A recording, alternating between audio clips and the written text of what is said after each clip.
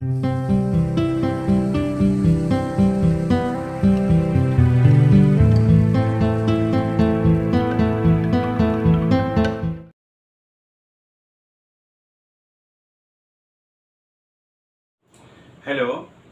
Travel of history channel के तीसरे video में मैं आपको पाषाणकालीन सभ्यता और सिंधु सभ्यता के बारे में जानकारी दूंगा। पाषाणकालीन सभ्यता सिंधु सभ्यता से पहले की सभ्यता है, जो कि लगभग लाखों वर्षों पूर्व की सभ्यता है। इसके बाद सिंधु घाटी सभ्यता आपको मिलेगी। इस वीडियो में मैं पाषाण काल को संक्षिप्त रूप में ही रखूंगा, क्योंकि पाषाण काल की अवधि तो लाखों वर्षों की है, लेकिन इसके ऐतिहासिक साक्ष्य उतने नहीं हैं। जो महत्वपूर्ण साक्ष्य हैं वो मैं आपके सामने रखूंगा। सिंधु सभ्यता पाषाणकालीन सभ्यता से कम अवधि का है, लेकिन इसके ऐतिहासिक और इसके निर्माण संबंधी काफ़ी साक्ष्य मिले हैं। तो सिंधु सभ्यता को उसके ऐतिहासिक सामग्री के हिसाब से मैं आपके सामने 3 वीडियो में रखूंगा। इस वीडियो में आपको पाषाण काल के तीनों पुरा पाषाण काल, मध्य पाषाण काल, नव पाषाण काल और सिंधु सभ्यता का परिचय दिया जाएगा। अगले वीडियो में सिंधु सभ्यता के अवशेष सामग्रियों को आपके सामने रखा जाएगा। अगर सिंधु सभ्यता के प्रमुख तथ्यों पर एवं साक्ष्यों पर हम ध्यान दें तो सिंधु सभ्यता में मोहनजोदड़ो और हड़प्पा अपनी नगरीय संस्कृति के कारण अन्य सभ्यताओं से एक अलग उदाहरण प्रस्तुत करते हैं। मोहनजोदड़ो और हड़प्पा उत्कृष्ट नगर संरचना के सबसे अच्छी सभ्यताएं हैं, सबसे अच्छा उदाहरण प्रस्तुत करते हैं। इन नगरों में 2 टीले पाए गए हैं। पूर्वी टीले पर नगर बसता था, अर्थात कि जनसामान्य वाली आबादी रहती थी। पश्चिमी टीले पर दुर्ग बसता था, जहां पर कि उनका शासक वर्ग या सामंत वर्ग रहता था। मोहनजोदड़ो की सभ्यता को हड़प्पा सभ्यता से भी प्राचीन सभ्यता माना गया है। मोहनजोदड़ो की खुदाई में जो स्तर मिले हैं वो 7 स्तर हैं। 7 स्तर इस बात को प्रदर्शित करते हैं कि वो सभ्यता 7 चरणों में भी विकसित हुई है। एक बार नष्ट हुई, दूसरी बार उसके ऊपर बसती गई, तीसरी बार उसके ऊपर, इसका ये 7 स्तर ये हुए। तो इन 7 स्तरों से स्पष्ट होता है कि मोहनजोदड़ो सभ्यता हड़प्पा सभ्यता से भी काफी पुरानी सभ्यता थी। खुदाई जरूर हड़प्पा सभ्यता की पहले हुई, लेकिन खुदाई पहले होने से आप ये नहीं कह सकते हैं कि हड़प्पा सभ्यता सबसे प्राचीन रही। मोहनजोदड़ो के जो साक्ष्य मिले हैं वो हड़प्पा से काफी प्राचीन दिखाई पड़ते हैं। मोहनजोदड़ो की जो संस्कृति रही, जो उनका नगरीय संरचना था, वो बहुत ही उत्कृष्ट कोटि का था। मोहनजोदड़ो में शहर के बीचों बीच एक राष्ट्रीय मार्ग या राजमार्ग होता था। सभी लोग एक अपने द्वारा बनाए हुए घर में रहते थे। घर के सामने सड़क रहती थी। मोहनजोदड़ो की जो सबसे चौड़ी सड़क पाई गई है वो 9.5 मीटर चौड़ी है, जिसे कि राजपथ कहा गया है। ये और अन्य सड़कें जो उनसे शाखाओं के रूप में निकली हैं वो 2.5 से 3.66 मीटर चौड़ी रही हैं। कुछ सड़कें 1.8 मीटर की भी चौड़ाई की पाई गई हैं। ये सभी सड़कें एक दूसरे को समकोण पर काटती थी। नगर के जो मकान थे वो आयताकार रूप में बने हुए थे। सड़क मिट्टी की बनी थी, लेकिन उसकी सफाई की पर्याप्त व्यवस्था रहती थी। स्थान स्थान पर कूड़ा करकट इकट्ठा करने के लिए सड़क के दोनों किनारे पर गड्ढे बनाए गए थे। सड़क के किनारे पर चबूतरे भी पाए गए हैं, जिससे यह पता चलता है कि उस काल में ये दुकानदारी के लिए बनाए गए थे। प्रत्येक सड़क के दोनों ओर पक्की नालियां बनाई गई हैं। इन नालियों में कई जगह पर बड़ी बड़ी नालियां पाई गई हैं, जिससे पता चलता है कि छोटे रास्तों से छोटी नालियां निकलते हुए राजपथ पर जो बड़ी नालियां थी उनमें गिराई जाती थी। आप सबसे बड़ा जो आश्चर्यजनक चीज मोहनजोदड़ो की सभ्यता में पाया गया है, जो कि आपको किताबों में भी बहुत कम मिलेगा, वहाँ पर वो ये है कि सार्वजनिक नाली जो बनाई गई है उसमें मेन होल की भी व्यवस्था थी। मेन होल को हम आज के 20वीं सदी के उत्कृष्ट पानी निकासी की सुविधा मानते हैं, लेकिन अगर मोहनजोदड़ो में मेन होल पाया गया है तो आप ये मान सकते हैं कि आज से लगभग 4,500 से 5,000 वर्ष पूर्व भी वो सभ्यता कितनी विकसित रही है।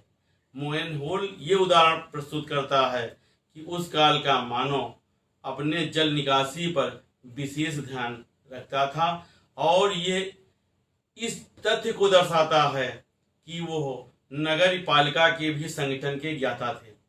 आज हमारे भारत में या हमारे शहरों में मेन होल वहीं पर है जहां पर नगर पंचायत या नगर पालिका है। तो आप ये मान लें कि अगर मोहनजोदड़ो में मेन होल था तो वो एक नगर पालिका की संरचना को दिखा रहा है कि उनका जो नगर का संरचना थी वो बहुत ही सिस्टमेटिक थी। मोहनजोदड़ो के मकानों में जो नींव बनी है वो ईंटों की बनी हुई है। मकान प्रायः एक दूसरे से सटे हुए बनाए गए हैं, लेकिन कुछ मकानों में 1-1 फुट या 2-2 फुट का अंतर भी रखा गया है। इन जो गलियां हैं दोनों मकानों के बीच में, इसमें बीच से नाली भी निकाली गई है। मोहनजोदड़ो के लोग फर्श के लिए मिट्टी को समतल करके कच्चे या पक्के ईंटें बिछाते थे। सबसे विशेष बात मोहनजोदड़ो में एक और पाई गई है कि वो किसी भी भवन निर्माण के लिए कोनों के लिए यल टाइप के ईंटों का प्रयोग करते थे, जो कि आज के समय में हम लोग भी नहीं करते हैं। इसी से आप ये आकलन कर सकते हैं कि वो सभ्यता आज से भी उत्कृष्ट सभ्यता रही हो सकती है। मोहनजोदड़ो में खुदाई के दौरान आमने सामने 2 कमरों के कई मकान पाए गए हैं, जिससे ये लगता है कि उन मकानों में गरीब वर्ग के लोग रहते थे, जैसे कि आज के शहरों में छोटी गली कुलियों में लोग रहते हैं। वो उस समय मोहनजोदड़ो में भी ऐसी बस्तियां पाई जाती थी। ये मैं आपको मैप दिखा रहा हूँ।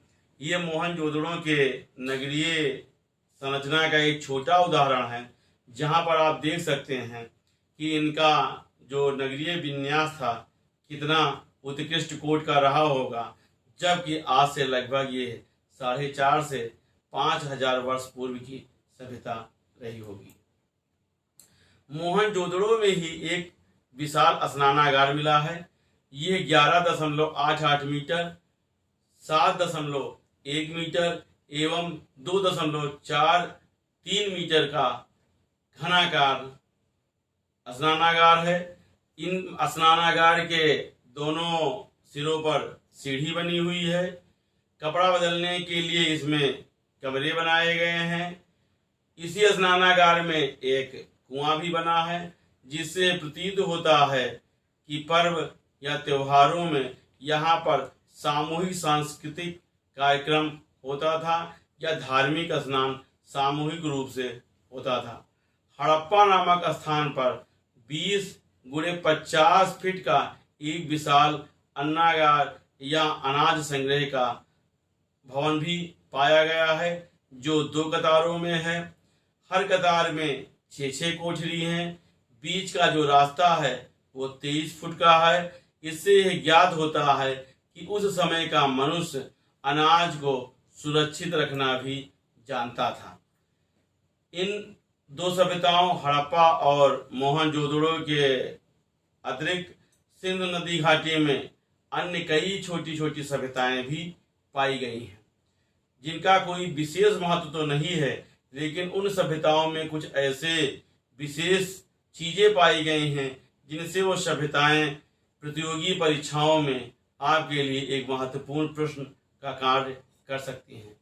मोहनजोदड़ो और हड़प्पा के बाद चंद्रदड़ो नामक स्थान, जो कि उन दोनों सभ्यताओं से 128 किलोमीटर की दूरी पर था, चंद्रदड़ो सभ्यता पाई गई है। ये मोहनजोदड़ो से 130 किलोमीटर की दूरी पर है। मोहनजोदड़ो से दक्षिण में स्थित है। सन 1931 में एनजी मजूमदार ने चंद्रदड़ो सभ्यता की खोज की थी। इस सभ्यता में जो सड़कें पाई गई हैं वो 7.5 मीटर चौड़ी हैं। यहाँ पर मुहर बनाने और बांट बनाने तथा मनका बनाने का कारखाना पाया गया है। यहाँ पर भट्टियां भी मिली हैं। इससे यह पता चलता है कि चंद्रदड़ो उस समय उस सभ्यता का एक औद्योगिक नगर था। यहाँ पर किलेबंदी का कोई साक्ष्य नहीं मिला है। यहाँ पर जो ईंटें पाए गए हैं वो वक्राकार है। अगला है सुदकांगे डोर सभ्यता। पाकिस्तान के मकरान से समुद्र तट पर इसकी खोज 1927 में स्ट्राइन ने की थी। यह दास्क नदी के मुहाने पर स्थित है। 1962 में जॉर्ज ने यहाँ पर एक बंदरगाह का भी पता लगाया था। यह सिंध सभ्यता और मेसोपोटामिया सभ्यता के बीच एक समुद्री व्यापार का बंदरगाह था। यहाँ पर कोई बड़ा नगर नहीं पाया गया है। यहाँ से पूर्व में सिल्काकोह स्थल के बीच में 1962 में डेल्स ने एक अन्य स्थान खोजा था जहाँ पर 2 टीले और मिट्टी के बर्तन मिले हैं। बालाकोट, इस नाम को सुनकर के ही आप स्वतः ये जान गए होंगे कि यह स्थान पाकिस्तान में है। 1979 से 79 से 81 के बीच में डीएस ने बालाकोट नामक स्थान पर उत्खनन कार्य कराया था। यहाँ पर जो साक्ष्य मिले हैं वो सीप की चूड़ियाँ मिली हैं। इससे यह पता चलता है कि यह सीप उद्योग के लिए प्रसिद्ध था और सीप की कई चूड़ियों और डिजाइन के कारण यह ज्ञात होता है कि यह सीप की चूड़ी का या सीप का निर्यात का केंद्र था। यह सोन मियानी खाड़ी के पूर्व में बिदार नदी के स्थान पर मुहाने पर स्थित है। अल्लाह दोनों, ये भी एक सिंधु घाटी सभ्यता का ही प्राचीन नगर रहा है। यहाँ पर भी कुछ साक्ष्य मिले हैं। सिंध और अरब के संगम से 18 किलोमीटर की दूरी पर स्थित है। 1982 में फेयर सर्विस ने यहाँ पर एक टीले का उत्खनन कराया था जहाँ पर तांबे की वस्तुएं, सोने के आभूषण, माणिक्य के मनके मिले हैं। मिट्टी की एक खिलौना गाड़ी भी यहाँ पर मिली है। अल्लाह दोनों शायद एक बंदरगाह था। कोड दीजी, सिंध प्रांत के में 1955 में फजल अहमद खान ने इसकी खोज की थी। यहाँ पर किलेबंदी के साक्ष्य मिले हैं। यहाँ पर चित्रित मृदभांड व शादी तथा रंगीन चूड़ी मिली है। बाणाग्र मिले हैं, बाण का आगे का भाग, तिकोने ठीकरे मिले हैं। मातृ देवी की मूर्तियां मिली हैं जो सिलखड़ी से बनी हुई हैं। मांडा, यह जम्मू से 28 किलोमीटर दूर चिनाव नदी के दक्षिण किनारे पर स्थित है।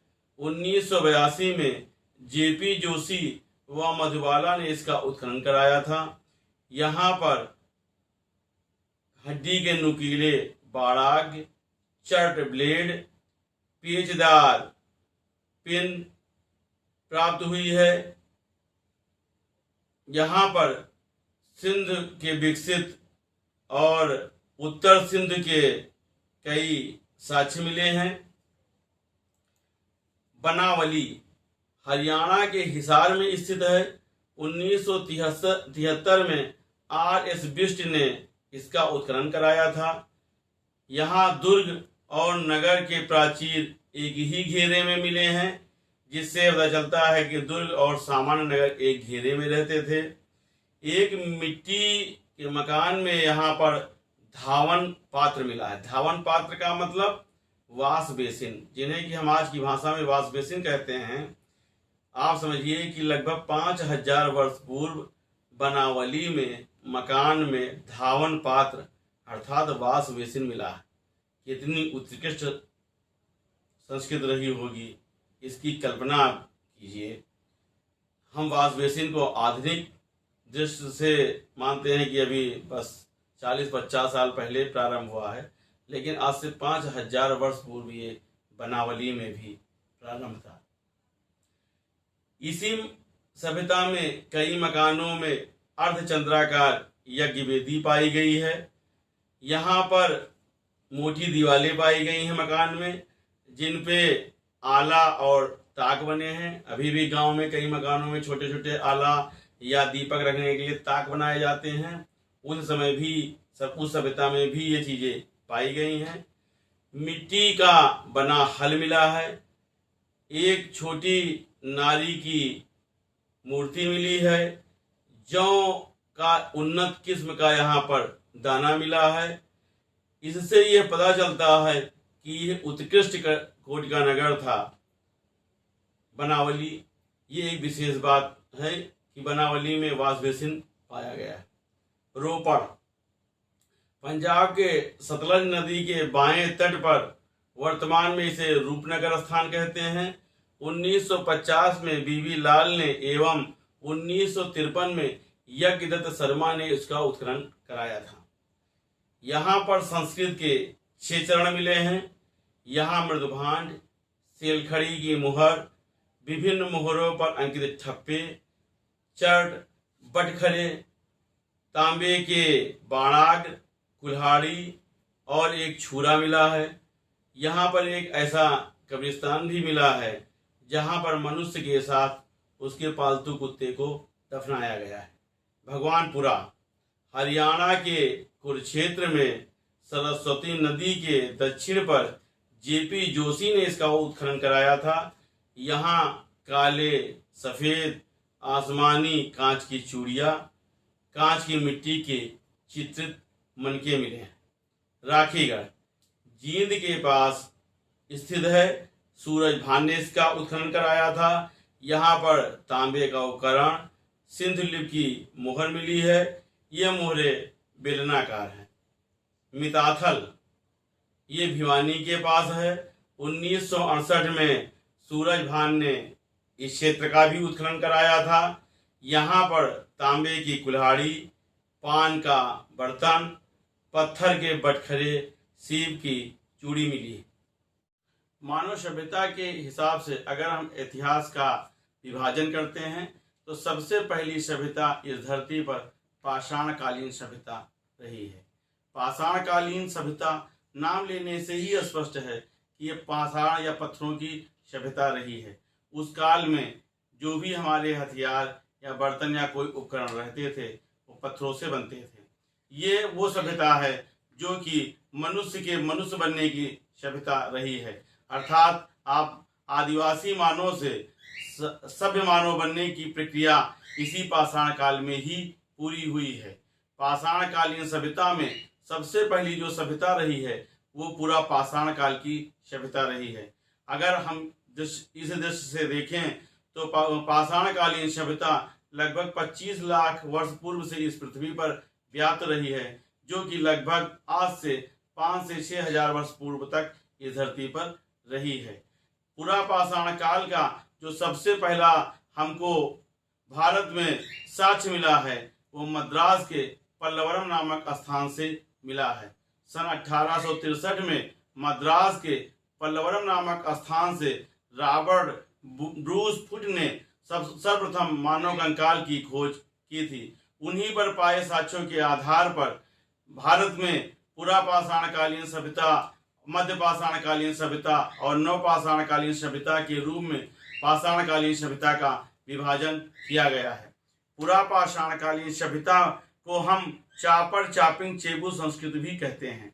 इसका मतलब ये है, चापर का मतलब जैसे कि आप ये देखते हैं कि चापर आज के समय में एक काटने वाला हथियार होता है।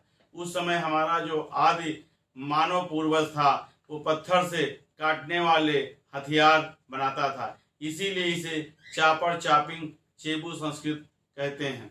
इसके उपकरण सबसे पहले पंजाब के सोहन नदी में, वर्तमान जो पाकिस्तान क्षेत्र में पाई जाती है, उसके किनारे पर पाए गए थे। उसी नदी के नाम पर इसे सोहन संस्कृत भी कहा जाता है। सोहन सिंध नदी की एक छोटी सहायक नदी रही है। सन 1928 में डीएन वाडिया ने इस क्षेत्र से पुरापाषाण के काफी उपकरण प्राप्त किए थे। सन 1930 में के.आर.यू. टाड ने सोहन घाटी के में स्थित पिंडी घेव नामक स्थान से भी कई उपकरण प्राप्त किए हैं। ये आपका महत्वपूर्ण प्रश्न हो सकता है। पिंडी घेव नामक स्थान अमूमन प्रतियोगी परीक्षाओं में पूछा जाता है। सोहन नदी घाटी में ही हमको 5 वेदिकाएं मिली हैं जो कि पाषाण काल के भिन्न भिन्न समय की रही है। इसे सोहन उद्योग का नाम भी दिया जाता है। इसी काल में हमें अर्धनिर्मित मातृ देवी की एक प्रतिमा भी इलाहाबाद के बेलन नदी के घाटी के लोहदा नाला क्षेत्र से भी प्राप्त हुई है। इस मूर्ति को कौशाम्बी के संग्रहालय में आज भी सुरक्षित रखा गया है। ये प्रश्न भी आप अपने दिमाग में रख सकते हैं या अपने नोट्स में इसको रख सकते हैं, क्योंकि ये बेलन नदी घाटी का जो लोहदा नाला क्षेत्र है यह आपके उत्तर प्रदेश में भी पड़ता है। इसलिए उत्तर प्रदेश की परीक्षाओं में इस प्रश्न को रखा जा सकता है। दक्षिण भारत में हम देखते हैं तो वहां पर हैंड एक्स परंपरा रही है। हैंड एक्स का मतलब हाथ की कुल्हाड़ी, जो कि छोटी छोटी कुल्हाड़ियां हमको उस क्षेत्र में मिली है, इसलिए दक्षिण में इसको हम हैंड एक्स परंपरा भी कहते हैं। इस संस्कृत के सबसे पहले उपकरण अर्थात हैंड एक्स के सबसे पहले जो हमको हथियार या औजार मिले हैं उसे हम मद्रासीय संस्कृत भी कहते हैं। मद्रासीय संस्कृत कहने का कारण ये है क्योंकि ये मद्रास में पल्लवरम नामक स्थान से इसके सबसे पहले हैंड एक्स उपकरण हमको प्राप्त हुए हैं। वहीं से आप इस बात को ध्यान दें, मैंने बताया कि वहीं से हमको मानव कंकाल का भी सबसे पहला साक्ष्य पुरापाषाण काल का मिला है। दक्षिण भारत में ही कोर्टल यार नदी से बदमरई नामक स्थान से भी हमको हैंड एक्स के काफी उपकरण मिले हैं। इसी नदी घाटी के दूसरे महत्वपूर्ण स्थान अतिरंपकंप से हमें बड़ी संख्या में छोटी छोटी कुल्हाड़ियां प्राप्त हुई हैं। पुरापाषाण काल का मानव पूर्णतया मांसाहारी था और वह कच्चा मांस और कंदमूल भी खाता था। इसी काल में आग की खोज भी हुई थी। इसके बाद हमारा आता है मध्य पाषाण काल। मध्य पाषाण काल के जो साक्ष्य हमको मिले हैं, सन 1868 में उत्तर प्रदेश के बिंद क्षेत्र में सीएल कार्लाइल ने इसके कई उपकरण खोजे हैं। बिंद क्षेत्र में इसके छोटे छोटे आकार के हमको पत्थर के हथियार भी मिले हैं। भारत में सर्वप्रथम मानव अस्थिपंजर इसी काल का पाया गया है। राजस्थान के भीलवाड़ा जिले के बागोर नामक स्थान से मध्य पाषाण काल के अतिरिक्त लौह काल के भी उपकरण मिलते हैं। गुजरात के लागनाज से पशु अस्थियों के कब्रिस्तान व मिट्टी के बर्तन मिलते हैं।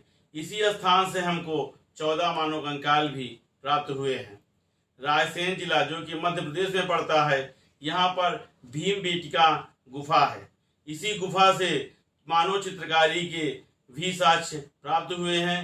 भीमबेटका गुफा जिसको कि हम केवल मानव चित्रकारी के साक्ष्य के रूप में ही जानते हैं, इसमें सबसे बड़ी विशेष बात रही है कि इसी गुफा में मानव अंत्येष्टि का भी सबसे पहला साक्ष्य मिला है, जिसे कि 1958 में वीएस वाकड़कर ने खोजा था। प्रतापगढ़ जिला के सराय नाहर नामक स्थान से 14 शवाधान व 8 गर्द चूल्हे भी प्राप्त हुए हैं। समाधिस्थ शव जो यहाँ पर पाया गया है, जैसे कि आज के समय में जो शव को रखा जाता है उसका सर उत्तर की तरफ और पैर दक्षिण की तरफ रहता है, लेकिन जो इसमें जो समाधिस्थ शव पाया गया है उसमें उसका सिर पश्चिम की तरफ है और पैर पूरब की तरफ है। चूल्हे से यहाँ पर पशुओं की अधजली हड्डी भी प्राप्त हुई है, जिससे पता चलता है कि इस काल का मानव मांस को भूनना जान गया था और वो मांस को पका करके या भून करके खाता था। मैदहा नामक स्थान से सिल और लोहा के छोटे छोटे टुकड़े मिले हैं। इस काल के मानव शिकार करने जान गए थे और भीमबेटका गुफा से प्राप्त अंत्येष्टि के आधार पर यह भी कहा जा सकता है कि इस काल का मानव अपने मृतक परिजन का अंत्येष्टि या संस्कार भी करता था। इसके बाद नवपाषाण काल आता है। इस काल का हम प्रारंभ ईसा से लगभग 4000 वर्ष पूर्व मानते हैं। इस काल तक आते आते मनुष्य अपने मूल रूप में आ चुका था, अर्थात यहाँ से मानव सभ्यता का एक विकसित साक्ष्य प्राप्त होने लगा था।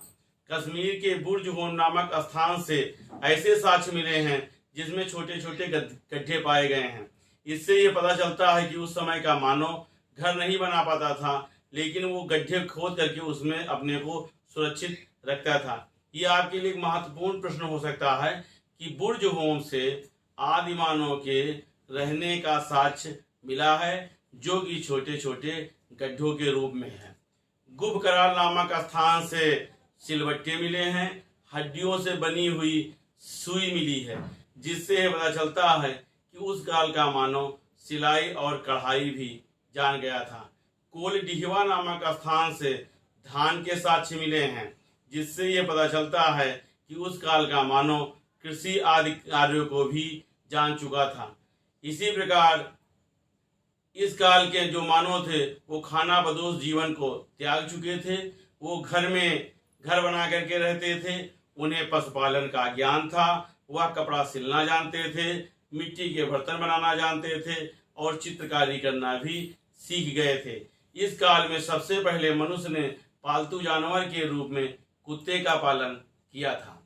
अगर हम पाषाणकालीन सभ्यता को देखें तो उसके अनुसार लगभग इतने ऐसे महत्वपूर्ण बिंदु हैं जो कि हमें प्राप्त किसी भी प्रतियोगी परीक्षा में मिल सकते हैं।